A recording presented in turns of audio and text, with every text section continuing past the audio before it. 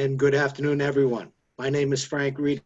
I'm representing the Strategic Studies Department here at JSOC. Today, we're pleased to present a conversation with two distinguished guests, including audience Q&A. This session is unclassified and will be recorded and posted to the JSOC network. Keep in mind that the views and opinions expressed by all participants do not necessarily reflect the views, opinions, or policies of the U.S. government, Department of Defense, or Usocom. If you have feedback or questions after this session, email thinkjsoc@socom.mil as indicated on the slide. Today's session is led by Mr. Kerry Roberts, Outreach Faculty at the Strategic Studies Department. He will introduce the program and today's guests. Hello, and good day to everyone. My name is Kerry Roberts, and I'm from the Strategic Studies Department at JSOC. I want to welcome everyone to this online interview of Think JSOC. Think JSOC is an ongoing series that explores research and publications of JSOC faculty, resident senior fellows, leading academics, and the wider SOF and international security community. The online collection includes interviews with authors and researchers and is intended to supplement publications, articles, and other active discussions. I encourage everyone to explore the complete Think JSOC collection by reviewing our online offerings on YouTube, Facebook, LinkedIn, and the All Partner Access Network. If you have a question for our guests, please identify yourself and submit the question using the Q&A icon. Today, Dr. Edward Barrett and Dr. Bradley Strawser join us to help us explore a topic of importance to the SOF enterprise, military ethics. Dr. Edward Barrett is the Volgenau Director of Strategy and Research, Stockdale Center for Ethical Leadership at the U.S. Naval Academy. He also previously served as a reserve colonel at the Pentagon in the Air Force Headquarters Directorate of Strategic Planning. Dr. Bradley Strawser is an associate professor of philosophy in the Defense Analysis Department at the Naval Postgraduate School in Monterey, California, and a research associate at Oxford University's Institute for Ethics, Law, and Armed Conflict. Gentlemen, thank you both for joining us today. Thanks for having us. Thank you. You're very welcome. So, to start our discussion, military ethics, especially since the beginning of the 21st century, has been a subject of debate in the halls of power, in academia, the military, and the media, both in America and indeed all over the world. And you have both written and taught about this extensively in a variety of publications and academic venues. So my first question pertains to the pace of change, both in technology and the nature of warfare in the past 20 years. Specifically, how have hybrid warfare, the employment of cyber, drone warfare, and social media strained traditional understanding of military ethics? Well, I guess I'll go first. Just on your lead up too, I want to mention that, after 9/11 and especially after OIF, there was a resurgence of interest in military ethics, in all the arenas you mentioned, but especially in academia. And part of our job, BJ and I have very similar missions here, is to serve as a link between academia and the military. And that enables the military to benefit from some really tremendous work recently in academia, but also allows us to influence academic discussions and the impressions that academics have of the military. So there's some civil military relations work that goes on there, and it's been really gratifying to be part of that. I arrived at the Naval Academy as a fellow in my center in 2006, and thankfully they kept me, so I'm still there. And BJ, when were you there at the center? You came through as a fellow in... Yeah, I was a fellow at the Stockdale Center there in Annapolis, really as like a postdoc for me after my time at the University of Connecticut, but before I started out here. That was 2010, 11, I think. Yeah, exactly. That was the year we studied cyber, right? Exactly, that's right. Yeah, exactly. So back to your question on the nature of warfare. I mean, obviously there are constants associated with the nature of warfare, but likely conflict scenarios are a function of some changing, what they call in planning circles, drivers of conflict, especially technological and ideological, economic and military. And I think we've seen at least 3 changes in the last 20, maybe even 30 years. The first has to do with great powers. There's been a change in the forms of competition between great powers, especially now as it plays out between the United States and China. Obviously, after Gulf War, we demonstrated that we were very good at conventional warfare. And as you all probably know, a couple of PLA colonels in 1999 wrote a piece on hybrid warfare, or no, it was called Unrestricted Warfare. And that was really the precursor to the whole gray zone operations that we see dominating, I think, the relationship between the great powers. Because of the destructiveness of war, because the United States is so good at conventional war, nobody wants to fight conventional wars. So they've gone to gray zone operations below the threshold of that would be considered war. So that's been a major change, moving to those kinds of operations and trying to think about them ethically. It's not all bad. It's fairly good. The space for conventional war is now somewhat closed down as long as we stay good at deterring it. But then this change opens up a whole number of other issues. And then I would mention, although this cost-imposing anti-access strategy that China is implementing to try to push us from the Pacific is also creating some changes, some new ethical issues associated with weapon systems that we would want to field that would save us a lot of money and allow us to continue to be competitive out in that area, like lethal autonomous weapon systems, like space weaponization.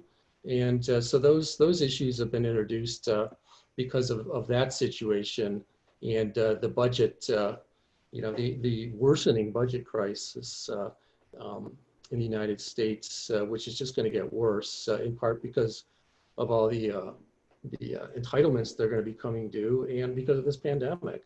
So that's just the first area of change. Our changing relationship to Islamic radicalism is a second big area. Originally, the focus was on the near enemy, but then because of some thinking, the far enemy, us, was brought into the situation. We have tried the counterinsurgency strategy for a number of years, but I think because of the lack of effectiveness of it, the cost of it, and even the irrelevance of it to some situations, we're looking at other means of dealing with this problem.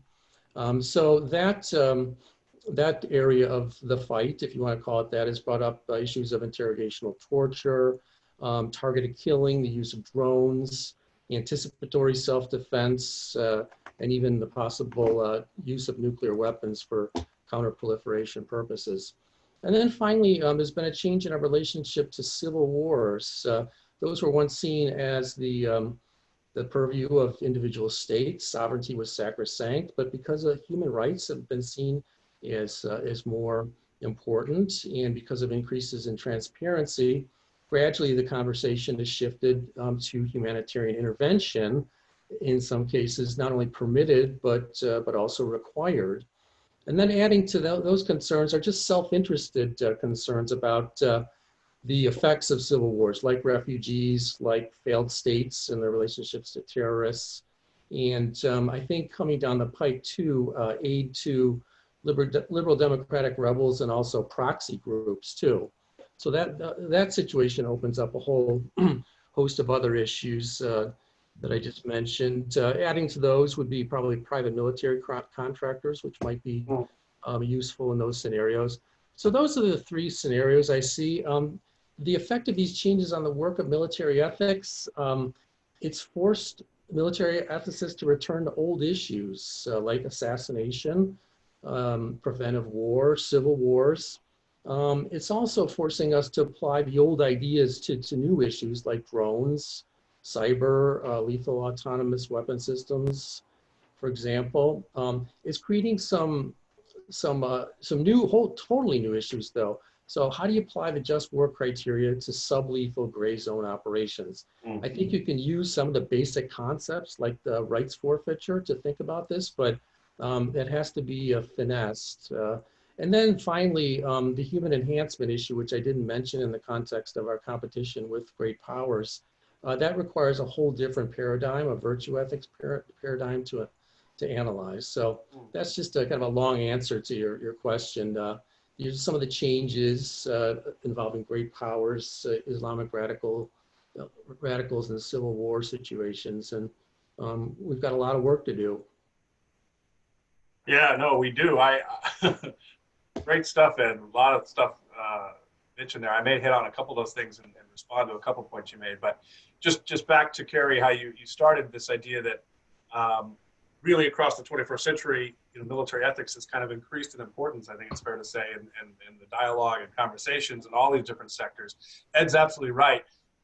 My role as a professor out here at the Postgraduate School, Ed's role as a professor and director of the center out in Annapolis, our job in many ways is to be that bridge between academia and the military community on this issue. And what's amazing, I mean, two things have happened really lately. You've had a huge, and you put it pretty understated to say that there's been increased interest, right, in academia on this issue. I mean, there's just been an explosion of work on the ethics of war and just war theory over the past 20 years in the academic world. Philosophers, ethicists, scholars trying to think about what does right action, what are the morally right things to do, both as a nation state and as individual actors in war.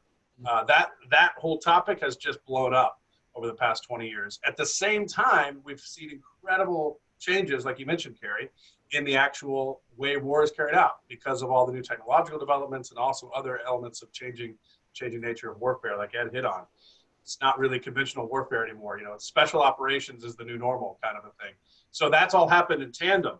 But I think it's important to remember that actually, surprisingly, just war theory is surprisingly resilient. It actually is remarkably consistent, even with all these debates and changes. And so it's a consistent backdrop, even though there's a bunch of debates right now about exactly what is the individual level of moral responsibility for soldiers in war.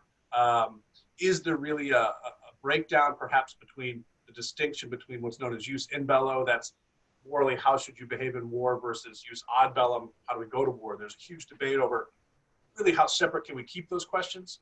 A bunch of scholars work on that. But even despite all that interest, it's pretty consistent, right? It's remarkable. From Augustine all the way to today, the basic idea and foundations of just war theory are still pretty reliably, consistently agreed upon. There's sort of a consensus across the tradition.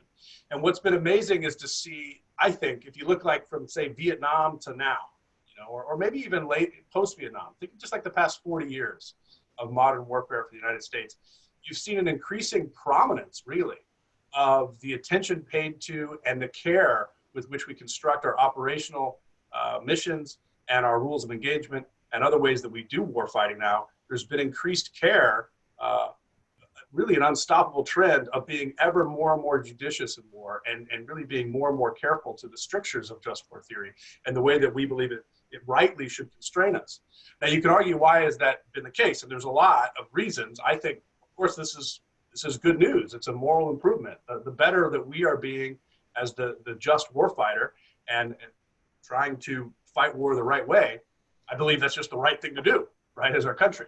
But the great kind of accident, it's not an accident, but the great kind of coincident reality is that the more justly and carefully you fight war and wage war, you tend to have greater success in mission accomplishment. And that has been more true. I can't think of a place that's been more true than the kinds of conflicts we've been fighting lately, right? And the kinds of warfare that we fought after 2003 in Iraq, all the way to the present engagement in Iraq and Syria with ISIS, or of course the kind of seemingly endless kind of fight we've had in Afghanistan and other places around the world. This kind of warfare that we're in right now, very small, kind of tenuous, always VUCA, right? Variable, uncertain, chaotic, ambiguous, exactly who's a combatant, who isn't, all these things that challenge the traditional strictures of just warfare. They lend themselves to saying, look, you've got to be a careful, very, not by the book, that's the wrong word. You actually have to take on greater risk to be really careful in how you wage warfare. Otherwise, you may have great mission accomplishment, but you're not going to have any kind of big picture mission accomplishment of the operation. You're not going to win the war if all you care about are maybe some old crude metrics that we used to care a lot about in war. In Vietnam, right, there was a period of time when all that the decision makers and all the war planners cared about to assess how they were doing was body counts, right? How many people have we killed? You know, the thought being if we kill enough people, we'll win. Well, that, you know, we look back on that now, we go, that's obviously the wrong metric to use, right? And that's not how you assess your success, right, of what you're actually trying to accomplish. And so what we've seen is sort of a recognition that really the more carefully and happily, the more morally we fight war, we tend to have better mission accomplishment. So those two things have kind of happened in parallel, I think, as things have changed over the past, really, especially the past 20 years. If you think about just the kind of care with which we take, for example, thinking incredibly carefully and judiciously about making collateral damage assessments, for example, right? And the thresholds that we put on ourselves for that, and we make really sure, or think about target discrimination distinction decisions we make now. Just compared to even 20 years ago, it's a tremendous increase, and it's wildly more so care put towards it than 40 years ago. And so that sort of trend in the way that just war theory has actually embedded itself, I think, into the thinking and planning and language of military planners and operators is significant. Now, I wanted to comment really quickly your question. So that's kind of the big trend, right? This is happening in academia. It's happening in actually operations. There's been this tremendous influence on the way we fight war. One thing is the technological change that's gone with it. So just a couple quick points on that. So you mentioned, Carrie, you mentioned cyber, you mentioned drones, you mentioned social media, hybrid warfare, all these different ways it's changed. I would mention on social media, we've had tremendous changes in the way we do information operations, right? Psychological warfare is one piece of this.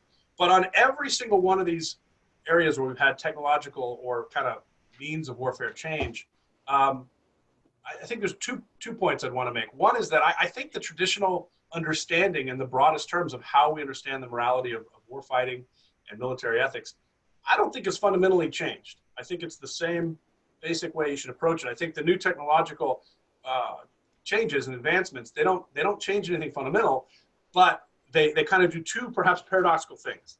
In some ways, they make it easier to fight war more justly, right? They actually give us a moral improvement. I'll talk about a couple examples of that. But at the same time it's doing that, it both tempts us perhaps to misuse force, I think, at times because it becomes too easy. So that's one worry. But the other thing that you might think it do is it just makes war decisions and operational decisions more complicated. Now that could be good morally, but it can also make it much more difficult. So we've sort of raised the bar for the warfighter because we've enabled ourselves to be able to do more. I could give an example across every one of those technologies. I'll do drones, and I've thought a lot about drones just as a way to give the example. So I got the privilege to go out to Creech Air Force Base in Nevada and watch in real time the way like strike decisions will happen, right? In the way we have integrated warfare now, where you'll have a group of drone pilots that are helping actual guys on the ground, special operators from Usocom on the ground in real time. Whether that's increased ISR capability at a minimum, usually actually firepower increases as well, right? So there'll be kind of this really complex layers of joint operation. And the command and control complexity that we have right now, even for small teams in a remote area, because of all this ISR capability, is incredible, right? You've got several layers of command and control functions at the drone base talking to each other, and all the pilots talking to each other, and the commander talking to each other, and they're talking directly with the guys on the ground, but they're all talking to the command and control function center, usually near the deployed location as well, and often maybe even another command and control function from somewhere else stateside. And all these people are talking to each other in real time to try to make the right decision and to be as careful as possible and judicious. I mean, that's tremendous. That increases moral oversight and increases moral accountability. The more people you have thinking about making sure we're making the right option and actually just increasing our operational capability. That's all fantastic. But holy crap, does it make it complex, right? And decision makers now, the complexity of the different kind of things they have to weigh is much harder. It's better. It's an improvement on how we fight war. And we're both better at it. And I think morally it's an improvement, but it's far, far more complex and much more challenging maybe to wade through the command and control complexity that it brings. But I don't think it's a bad thing. I think it's improvement. We just have to put the pressure on our warfighters to rise to that complexity and to be able to operate in that environment. I mean, and so far they absolutely have. Here, I'll give a last little vignette to sort of make this point. I was talking to a Vietnam veteran a while back, a few months ago, an old Vietnam pilot. And he was flying missions in Vietnam in an era when they were having taking a lot of casualties. We were having a lot of planes shot down. A lot of pilots were being shot down and becoming captured. If they survived, being POWs. And so pilots in this era and the sorties that he was running, man, they were stressed, right? And they were worried about being shot down. Obviously, they wanted to accomplish the mission, but they wanted to get in there, drop ordnance, and get out, right? They were not being as careful and judicious maybe as they possibly could on the strike package because they were trying to protect their own lives, right? And they were facing risk. Well, if you contrast that with, say, a drone pilot now, maybe a couple drone pilots probably sitting side by side in a cockpit out in Nevada, and they've got maybe the squadron commander right there with them. They might even have the JAG giving them advice at the same time. They probably have their TSOC giving them inputs. They have other drones giving them ISR. They're probably communicating with the guys on the ground in real time. They themselves are not at risk, right? The drone itself doesn't have anyone in it, one of the great advantages of unmanned warfare. So they don't have to worry about rushing a decision. They can be as careful as possible. I mean, it couldn't be more night and day if you think about the pressures on an individual warfighter actor kind of operating alone in a high-risk environment versus kind of collaborative, high-tech, complex, real-time, dozens of people speaking to thousands of miles across the world to try to make the best decision as possible and kind of having the multiple levels of sign-off on it. Now, some people would say that form of warfare is too clunky or too restrictive to be effective. It's not. It's actually far more effective. Back to my first point, because the more justly you wage war tends to correlate with more mission success. But it's just a radically different environment for the operator and the warfighter today. It's harder, in other words, would be my bottom line. It's more difficult to operate in that complexity, but it's actually, I think, overall a moral improvement on the way we fight war.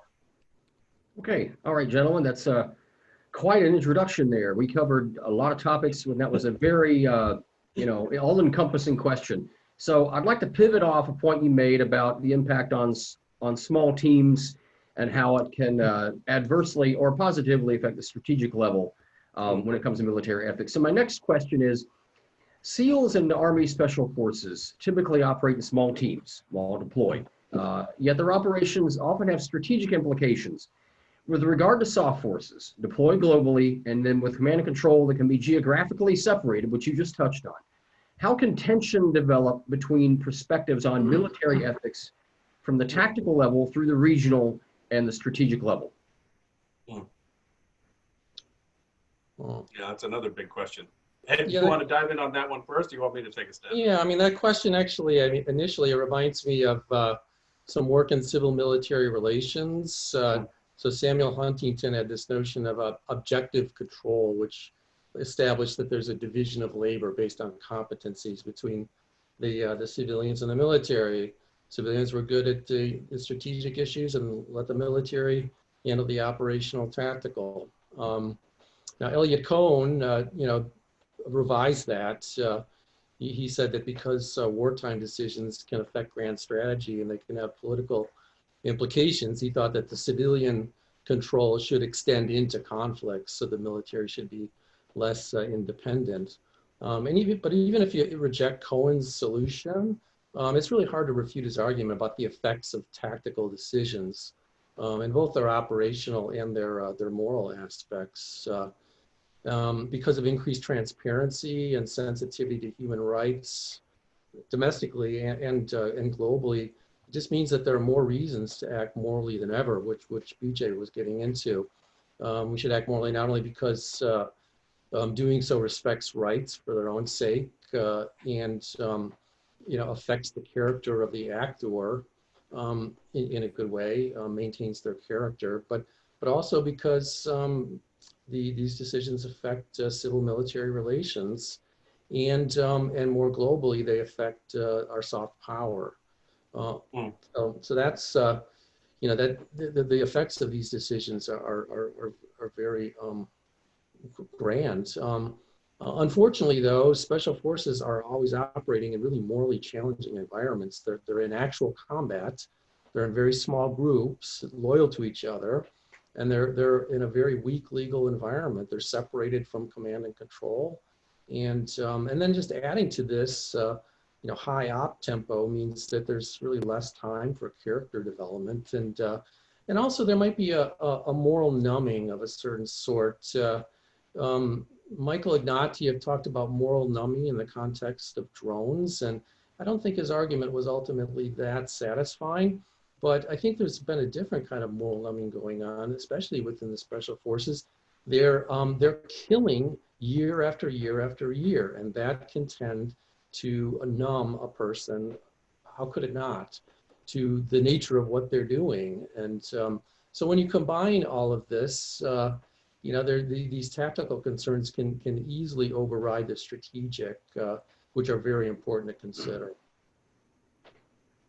Yeah, I was going to dive directly into Carrie's question about the kind of different strategic and tactical levels of insight on operations and how that gives us moral challenges, and I will. But Ed, man, what you just finished on there, I couldn't agree more. I mean, the endless pace of military operations since 9/11 on a very small slice of actually, obviously, our society, but even within the military, it's basically SOCOM that has borne the overwhelming brunt of the endless operations tempo. And I think it's really important to remind people that we've never been at war this long continuously, ever, right?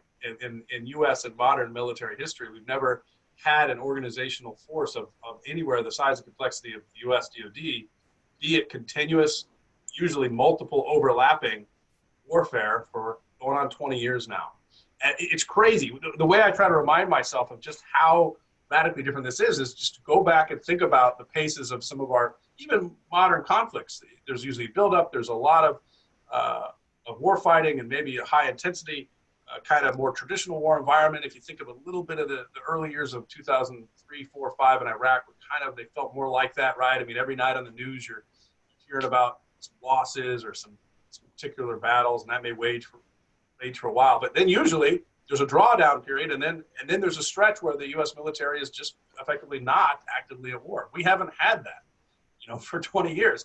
We've never had a time to kind of fight war and then come back home, circle the wagons, and do the institutional organizational work we need to do. We haven't had it. It's crazy. If you think about, some of the really, if you guys haven't noticed, I'm sure everybody watching this cares a lot about SOCOM and our special operators. We've had a tough year. We've had a couple tough years in this arena of ethics and really organizational good order and discipline, frankly, sometimes. And I'm with you, Ed. How could it not be, it shouldn't be surprising, in other words, just simply from the endless 20 years. Everybody here knows the story of course, Eddie Gallagher. I know it's very contentious and very controversial. We can happily come back to that. I've said plenty of words on that and happy to talk about it more as kind of that case or any other number of cases where we've seen this breakdown across SOCOM. I remind myself, someone like Eddie, he served for 19 years and we've been at war the entire time, right? So you meet people that have been in 20 years, unless you've been, unless you were in before 9/11, all you've ever known, especially in SOCOM, is continuous warfare. And so I don't think we've really come anywhere near grappling with the long-term effects that's going to have, not only on the individuals, because that's all they've ever known for their career, but organizationally, what that does to the culture of SOCOM and the broader DoD, to never kind of have that on-off tempo that we've traditionally had. So I could agree with you more, Ed, there. Sorry, to kind of get more directly on Carrie, your question. You're asking, kind of what I was talking about before, the really complex command and control environment we have now for operations, where you have guys down, tip of the spear operators doing the tactical level stuff, but then they have in real time this tremendous influence of people trying to make decisions at the strategic level. And one thing that I think one challenge I think that creates that's often underappreciated is that the different epistemic kind of vantage points, epistemic, I just mean, the evidence and the insights and the way that we know things, the different ability to know what's going on in an operational environment are very different for the say, the planners and decision makers back maybe in Tampa or at a TSOC versus the tactical epistemic standing that an operator down in the field has. You know, they see through the old analogy, right? They see through a soda straw, but they see what's right in front of them, and they have complete confidence, epistemic confidence. They know what they're seeing. Versus the strategic decision maker is supposed to have a much broader scope. You know, they see all the different kind of big mission outcome impacts, and they're weighing much bigger things, but supposedly they have much broader information. I think that tension is still there, but it's exacerbated because communication now happens in real time. And so you'll have operators on the ground saying, look, here's what I'm seeing. And I see that if I do this, some civilians will die. Or if I don't do this, we're not going to accomplish mission, or my guys are going to be at too much risk. But then the strategic decision maker, traditionally you might think, well, they have to weigh kind of different moral priorities. They're weighing kind of larger pieces in sort of a consequentialist framework. Whereas the guy on the ground, he's got to weigh what's right in front of him of an individual's life or death. And that tension between the two, it's really sort of what it creates is it creates a situation where decision makers, both the tactical decision maker and the strategic decision maker, try to work together. They're sort of weighing different moral lenses, right? They're sort of weighing different moral judgments. One of them has to decide in real terms of life and death decisions of what's right in front of them. The other one has to maybe decide, which ultimately are life and death decisions, but much larger, grander scale normative weights. And so because they're both kind of operating in different moral decision frameworks, I think you often have tension. And I could give examples over the past 20 years. I'm sure people watching could think of their own career of examples of this, where it's not even that necessarily the strategic decision is right or wrong, or the tactical decision is right or wrong, but they're often both right for different reasons. And how do you adjudicate between the two? And we could come up with a million examples where a tactical warfighter on the ground had to make a moral decision that he believed was right, but the strategic decision maker is saying, no, that's wrong for these other mission reasons. You have to not do that. And it turned out, in retrospect, the strategic decision maker was wrong. The tactical, the guy on the ground who could see it with his own eyes, he turned out he was right. And so he has, regret and frustration over that. Of course, I can give 1,000 examples where the exact opposite is true, right? Where the limited vantage point of the guy on the ground, the tactical warfighter, he believes he knows the right thing to do. The strategic decision maker sees other things and disagrees, and the strategic decider was right. And so both kind of mistakes happen, right? Both kind of errors in judgment happen, and neither know exactly which side of that equation they're on. So this comes down to the only way you can resolve this is you have to have trust. You have to have deep trust between the tactical operators and the strategic decision makers back home. And they have to trust one another. You have to trust your commander that they actually are adjudicating it right, that they have more information than you, right? Because you can't see everything they can see. But the strategic deciders have to trust our operators tactically and say, look, I can't see what they're seeing on the ground. I'm not living that experience. I don't know what it's like to have that life right there in front of me at risk. And so that trust needs to be deeply ingrained. And back to Ed's point we started with here on this question, I worry that trust has been frayed, right? I talk to guys again and again and again, and they say, man, that trust between the tactical guys out in the field and the strategic decision makers back home, it's strained. And I think some of that's just because of the continuous nature of warfare, but some of that I think is because of these different kind of moral decisions that they're making, and they're really working and navigating through different normative mediums. And I don't know, honestly, how to resolve that, besides a recognition that what we need is more trust between operators in the field and commanders above.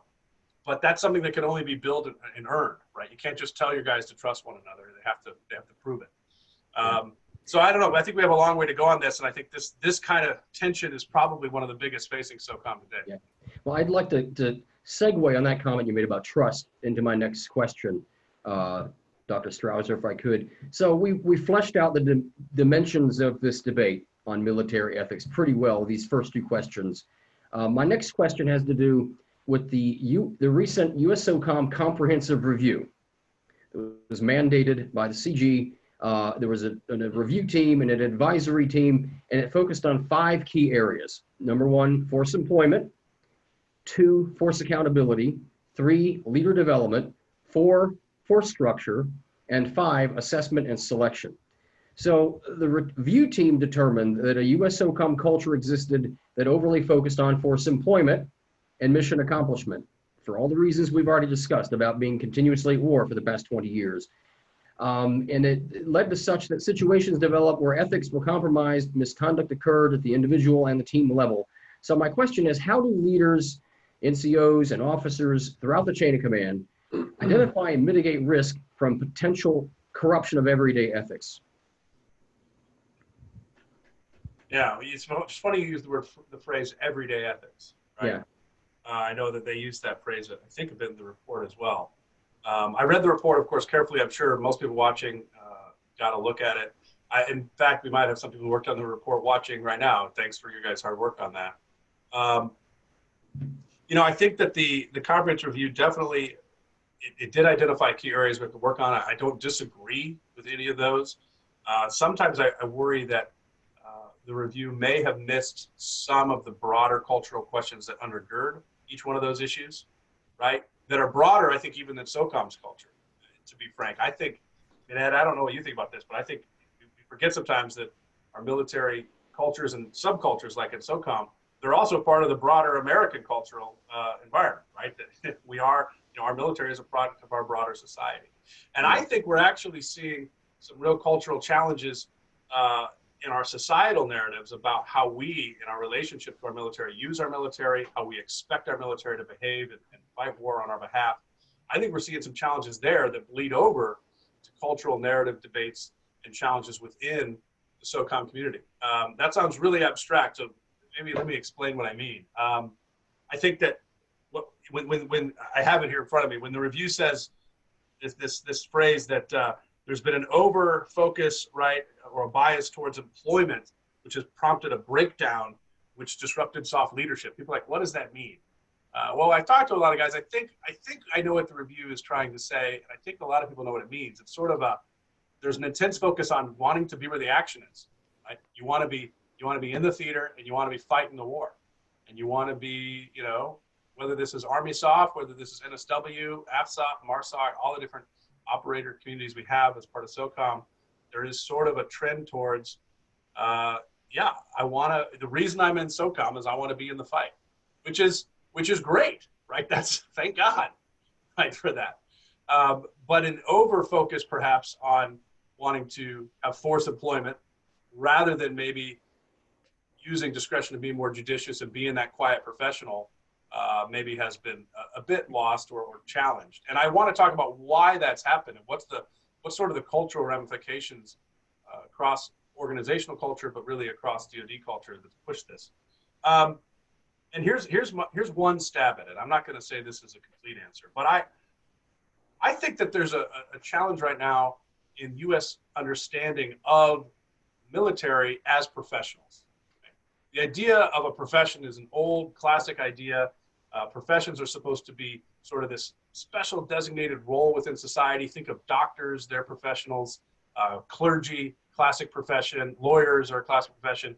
And I think the military of arms is, the service in the military of military professionals is another class of professions in the classic sense, where they're self-regulating, they have an internal ethos, they have a little, semi-autonomy to kind of judge and govern themselves, hold themselves to account, and society entrusts them with some really high duty. In this case, the duty of national defense and life and death and the monopoly on force, right?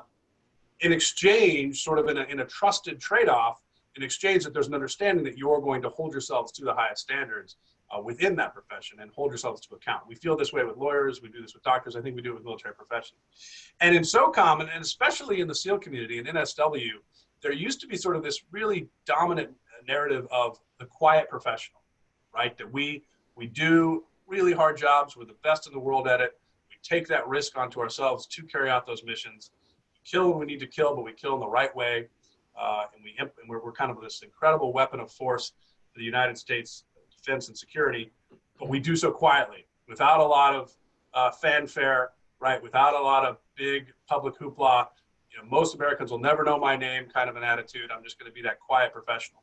And I worry that in the shadow of really post 9/11 culture, we sort of slowly eroded that idea of the quiet professional. Anybody who's interested in this topic, take a look at a great thesis. If I can, toot the horn of Naval Postgraduate School for a minute. Forrest Kroll, some people on here might know him. He's a Navy SEAL. He's active SEAL still. He came through MPS and he wrote a thesis on this. It's a great title. It's called SEALs Gone Wild. And what he was talking about was this notion that the SEAL brand in particular, the Trident, and the kind of notion of being a SEAL has become commodified. It's become this big kind of thing. Like, his joke is, if you're a SEAL, hey, slap that Trident on a book, get a book deal, go on Fox News, become a celebrity. It's, we kind of have this worship of the SEAL community. And that sort of move away from the old idea of being a quiet professional to now sort of a celebration and kind of maybe an over glorification of the special operator community, I think is part of this problem. The big picture problem behind that is that there's these really competing narratives. Everybody watching this has probably seen the movie A Few Good Men, right? Classic movie. Tom Cruise in there as a lawyer, debating Nicholson as the colonel, right? Colonel Jessup, down in Guantanamo. And there's this famous line in A Few Good Men, where he says, "I want the truth." And he says, "You can't handle the truth."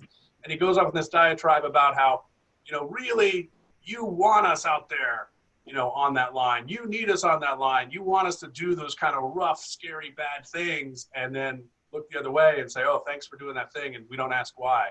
That kind of, like, I call it a Hollywood narrative, where there's this expectation or there's this belief that the military, we got to kind of have tough, bad men go do bad things, and we look the other way and we don't ask questions. That is so counter, right, narrative to the true narrative of the proud military professional, which is says, no, we don't go do crazy things. We fight war the right way. And we put burdens and risk on ourselves to fight war the right way, and to hold our head high and honorably. Ed, you were talking about this for their own character when they come back from war. We're proud of our service, and it's not something that we're kind of off doing crazy things and you just kind of say thank you that we have that. No, we fight war the right way as a quiet, dignified professional who fights honorably. And so those two competing narratives, I think, are actually playing out at a societal level. And I hate to say this, but tragically, I think it's become politicized even, which is, I think, really dangerous. And so I think we need to step away from that, both as a society that respects our military profession, broader civilians, and sort of the respect that they have for the military professional hold itself to account. And internally within the military culture, and particularly within SOCOM, we've got to stop this competing narrative and get back to kind of the roots of being a quiet professional. Granted, it's very hard to do that in the current operational tempo of endless warfare, but I think that the kind of the big cultural question is, I think, the only way forward on these things that the review is pointing out. So, sorry to blather there, Ed. I'm curious what you think on that. Yeah, I would just add to that, in terms of the question involving the mitigation of risk for the potential corruption of special forces. I would just add that this paradigm of moral injury, I think, is somewhat useful in thinking through this. Moral injury is ultimately character harm. There are a lot of different definitions associated with this whole conversation about moral injury. Some see it as a loss of trust. Some see it as debilitating guilt. Both of those are relevant, but I think most relevant is the notion that one could lose one's virtue and become completely vicious, remorseless in some cases, especially given these scenarios that we put special forces in. So then the question becomes, how do you avoid that? How do you prevent it, mitigate it that way, and how do you treat it? Well, preventing is ultimately focuses on character development and character sustainment, and then after that, oversight and perhaps really early enforcement of transgressions. Someone's starting to go to the dark side, then that takes moral courage to actually, in these small groups who are very loyal to one another, it takes moral courage to say something, I think. And then ultimately, in some cases, you might have to remove that person from combat. Maybe they're not fit anymore because of the character changes that have occurred. So that's just an emphasis on that construct of moral injury, which I think is relevant to these situations. Yeah. Okay. So I'd like to go to one of our audience questions, if I could. So to one of your comments, Dr. Strawser, what if we implemented an organizational ethics code within SOCOM and the SOF community, akin to like other professions such as healthcare, realtors, journalists, lawyers? Is there a way we can establish a readily accessible, widely acceptable ethics reference for the profession of arms? Yeah, I mean, classically, my short answer is yes. I think it's a great idea. The idea of getting back to the roots of really what it means to be a profession and the normative piece of that is huge. I think that the military has the lumber for this. In other words, it has the raw material it needs to really go deep on the concept of a professional ethic that has us held to a moral account. And I think at times we do, but I do think there's a sense in which that someone's been lost. I mean, I hate to beat up on PME here, professional military education, but most people watching this are probably quite familiar. And I think in the military, unfortunately, PME and even the word professional, right, has kind of become diluted. I mean, if you think about when we use the word, oh, that guy's really professional, or that gal, she's really professional. I mean, in the U.S. military, it's almost become a synonym just for good. Like, oh, they're good. Good job. They're professional. They're good. But we have to remember what it means. And I would stress that it's really about this trusted relationship between broader society and the subclass of people that are in that profession to carry out an incredibly important critical need for society. And because of that, our society gives you certain permissions. You know, we give doctors are the people in our society who we give the permission to write prescriptions and to do surgeries, right? If Ed tried to give me an appendectomy, it would be illegal. He's not a medical doctor. We say, hey, we're gonna trust doctors to do that. It's the same for every profession. For the military, it might be the most sacred and highest moral risk permission there is. We're giving the permission of taking life and death on behalf of defense of our country. So because of that trusted relationship, taking seriously what the DoD community, the military community, our moral commitments as professionals to that is, absolutely.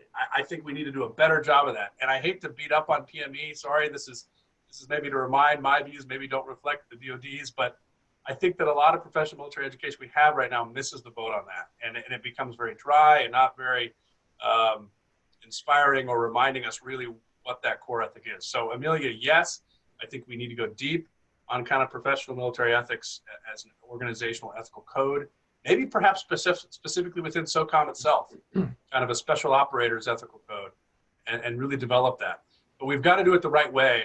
And if we're going to do it, we have to go deep and go long on it and make it sustainable and not just kind of a quick Band-Aid, one more program or one more training.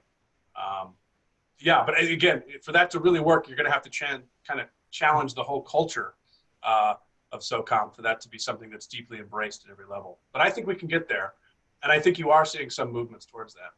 I don't know. Do you have any thoughts, Ed, on the idea of like kind of a professional ethics code? Yeah, I would add to that codes are a good place to start, but I think more importantly is the relationship between right action and character. One has to habituate oneself to acting in accordance with the code, assuming it's a good one, in order to become virtuous and act rightly in these difficult situations. So good place to start, but ultimately character formation has to be a large part of the attention. And I'm pretty skeptical that character formation can happen, even should happen, formally in schools. And I think the school solution is going to become more and more difficult with defense budget cuts and in the continued op-tempo. I think the way to go is character formation informally in operational environments, and that has to be then done at lower levels. And to that, I would just add that Aristotle emphasizes in his virtue ethics the importance of early training and education, forming good habits at a very early stage in one's life or even career. And so this character formation should be largely focused on junior officers who are forming their characters at that point. There's a lot of emphasis, of course, and rightly so, on physical development among SOF, but what about moral development? So, especially among the junior officers. Yeah, I completely agree. Let me just underline the virtue ethics point there, Ed. You're absolutely right. I think that we spend a lot of time talking about how do you make the right ethical decision, or how do you get to the right maybe are you weighing a consequentialist or non-consequentialist framework, and how do you wrestle out the right, decision matrix? But if you don't have the kind of moral character that makes it capable for you to then act on that morally right choice, it doesn't matter. It's irrelevant. And I couldn't agree more with you that you have to start earlier and younger. I believe organizationally, the way that you kind of steer that battleship and try to drive organizational culture is to start at the lowest and earliest and youngest ranks, both for officers, but I think also for enlisted and our NCOs. You need to really invest kind of and inculcate that professional concept of a professional ethic at the lowest, earliest level, and then let it kind of inculcate up, really. And over time, as junior people go throughout their career. I completely agree with you. Yeah. Okay, gentlemen, so we're closing in on the hour here. My final question, if you could encapsulate any advice to us on military ethics as a result of your research in a couple of minutes, what would you say? What can we learn from your research at SOCOM? Why don't you go ahead, BJ? I got to think about it. Yeah, that's a nice softball. Calculate your research on all these issues in 2 minutes. I will take a stab at it. I just wanted to mention I saw there was another Q&A. I didn't want to cut you off, but I don't know if we'll get to it. I saw another question about physical enhancement. I just want to say there's a lot of great research being done right now by students at MPS. Actually, I know students at JSOW have a lot of cool research questions on these issues as well.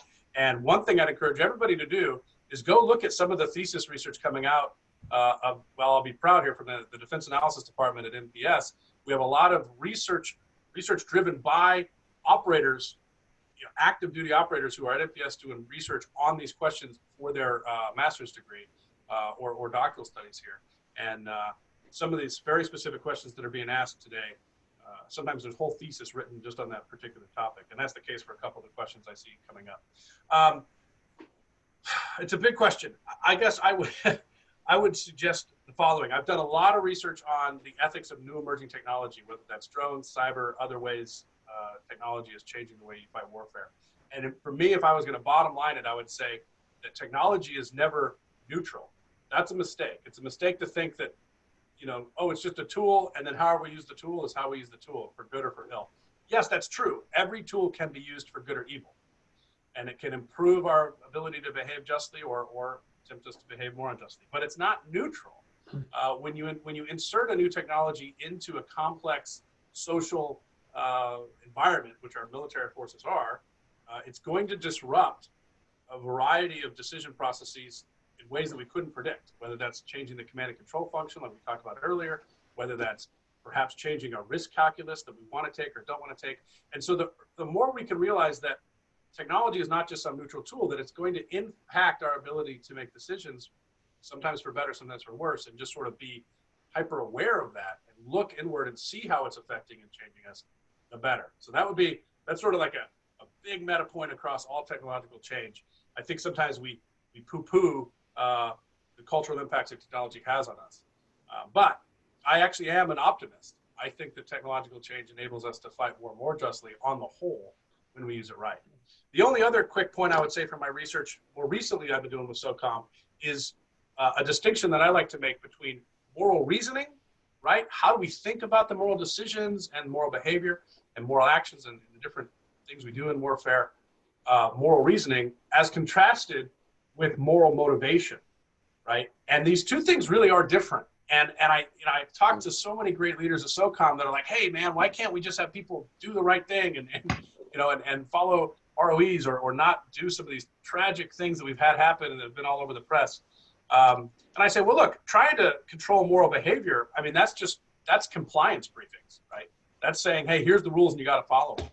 But giving guys a bunch of compliance is very different than any sort of deep ethics education. And you made the point, I'm not even entirely convinced that really education is always the right path. Maybe as a professor of ethics, I shouldn't say that, but I think that some really good work can be done in ethics education to improve our moral reasoning. And maybe as we improve our moral reasoning, that can have bleed over effect and affect our moral motivation.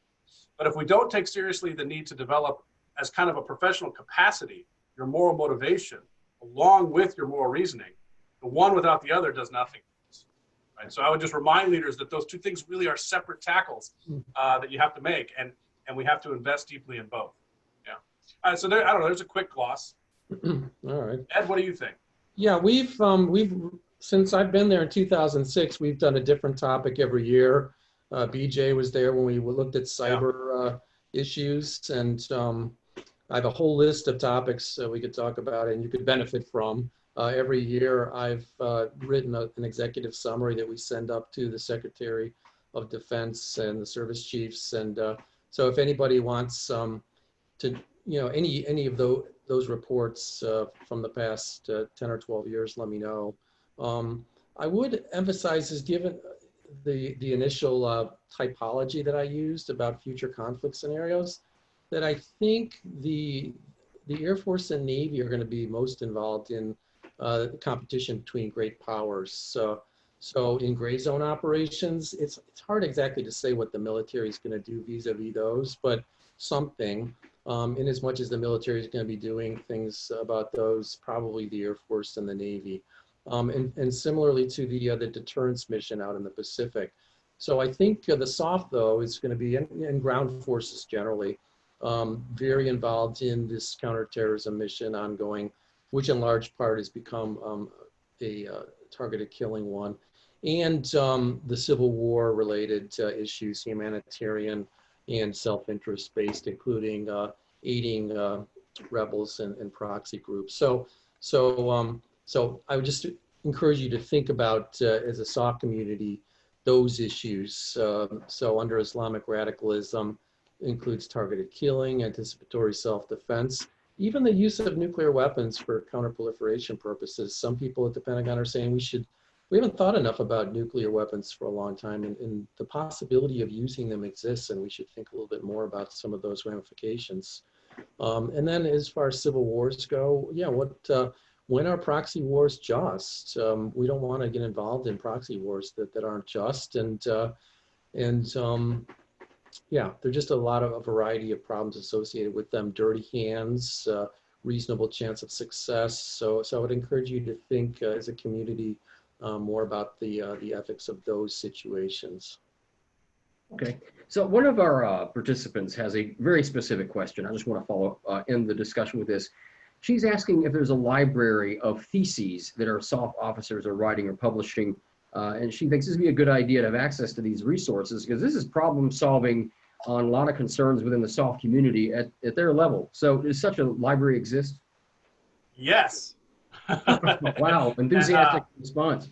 Yeah, and in fact, I was, as Ed was talking there, I just decided I was going to put a little response. So there you go. I don't know if this will work. I just typed a response as well. I don't know if that'll come through or not.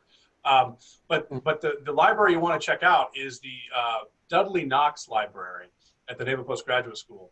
K-N-O-X, Knox, Dudley Knox. And the Dudley Knox Library, if you just Google that and go to NPS's website, it'll take you to our library homepage. They have a database of all the theses that we've written every year that have been published through the Knox Library at NPS every year. And in the Defense Analysis Department, which is focused on irregular warfare and information operations, we have a heavy majority of our students, almost all of them, are either Army SOF, or they're NSW, or they're AFSOF or MARSOF, or they are Special Forces officers from around the world, from other countries. And they write theses directly on these issues pertaining to SOCOM every year, several dozen. And so you could go through that database and see really recent thesis research on exactly these topics we've talked about, as you say, Carrie, done by active practitioners right now. So I would recommend the Dudley Knox Library. The other thing, and I just want to underline it, Ed, you're being humble, is Ed's, the research summaries that come out of Ed's Center every year really are spectacular. Ed, where can people access those, or maybe not? I guess those are they're distroed out, right? No, I'm working on that. I'm going to set up a part of our website where we have all sorts of resources available, including those. So that'll be happening in the next, this summer, basically. So look for those. I'd also encourage you, though, just to contact BJ and myself. Yeah. We know where these resources are, and these people, including academics, but not only, military members have written some very good works too. So just ask us and we can point you in the right direction. Also, I'd encourage you all to contact us, because we're not war fighters, and we need to know what we need to be thinking more about. So, so we'd welcome, a two-way conversation here. Agreed. Right. Well, to kind of sum up the essence of our discussion today, I think the comprehensive review itself really encapsulates it well with this statement, and I quote, "A strong ethical and cultural foundation is essential to maintaining the trust of the joint force, the policymakers, and the American people." I think that puts it best. So thank you very much, Dr. Barrett and Dr. Strawser, for sharing your time and your expertise with us. We appreciate it. Thanks for joining us. Absolutely. Thanks for having me. So for our audience, please subscribe for announcements through the JSAL library or one of the social media channels on YouTube, Facebook, APAN, and LinkedIn. For feedback on this session or any Think JSAL activity, please contact us at thinkjsal@socom.mil. You can also check out upcoming courses and events on our public website, which is www.socom.mil/JSOU. This series is brought to you by the Department of Strategic Studies. Thank you all for watching.